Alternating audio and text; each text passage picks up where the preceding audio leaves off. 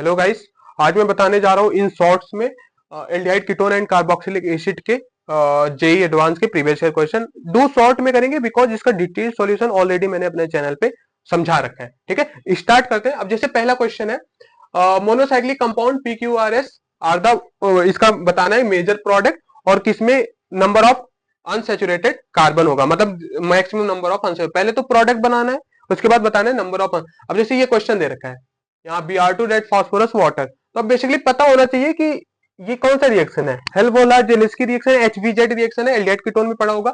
तो क्या होता है, वो अल्फा पोजीशन पे सब्स्टिट्यूशन करता है Br का। तो ये हो गया, इसका रिएक्शन मैंने बता रखा है। तो इस तरीके से मैं यहाँ पे ये प्रोडक्ट हमारा P बन गया। ऐसे ये क्या है, एल्डोल रिएक्शन है, एल्डोल क्रॉस एल्डोल रिएक्शन है। क्रॉस एल्डोल रिएक्शन का मैंने मैकेनिज्म के साथ इसको डिटेल किया है, तो हमारा ये Q बन गया। ठीक है, ऐसे सिमिलरली यहाँ पे है सोडामाइड और ये दे रखा है। सोडामाइड स्ट्रॉन्ग बेस होता है, तो ये क्या करेगा, प्रोटॉन को ऑब्स्ट्रैक्ट करेगा एसिडिक हाइड्रोजन को। तो एसिडिक हाइड्रोजन को ऑब्स्ट्रैक्ट करके यहाँ पे देखो ये बना। देन आफ्टर ये फिर एक तरीके से न्यूक्लियोफिलिक सब्स्टिट्यूशन रिएक्शन कर देगा, यहाँ पे अटैच कर देगा, ये प्रोडक्ट बन गया। देन फॉलोड बाय फिर ये Hg2 प्लस और H3O प्लस, ये क्या होता है, आइसोमेराइजेशन रिएक्शन होता है।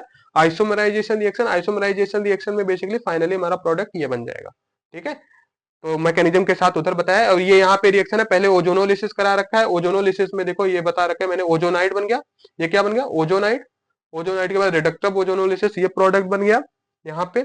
ये हमारे उसके बाद ग्रिग्नार्ड रिएजेंट है CH3MgBr, तो ये दोनों कार्बोनिल पे जाके अटैक किया, तो ये प्रोडक्ट बन गया। आफ्टर डाइट क्या है, H प्लस, फिर डिहाइड्रेशन होके ये हमारा प्रोडक्ट बन गया F।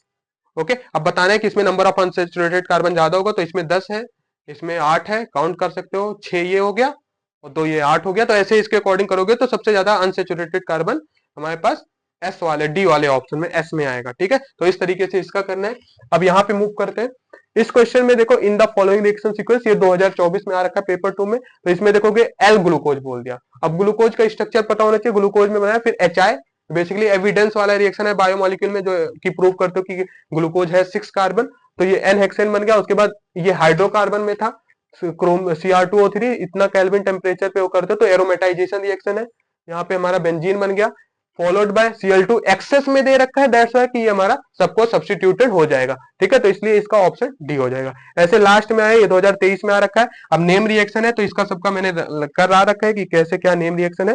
तो इसका अगर मैच कराओगे, ठीक है, डिटेल देख लेना, तो इसका ऑप्शन डी हो जाएगा। इस तरीके से मैं पढ़ना है, सारे क्वेश्चन को डिटेल में समझो, क्वेश्चन को सॉल्व करो, उसके अकॉर्डिंग अपना वो करो। ओके, ऑल द बेस्ट, अच्छे से पढ़ाई करो, that is the funda. Question को लिख लिख के प्रैक्टिस करो। Okay, all the best, bye.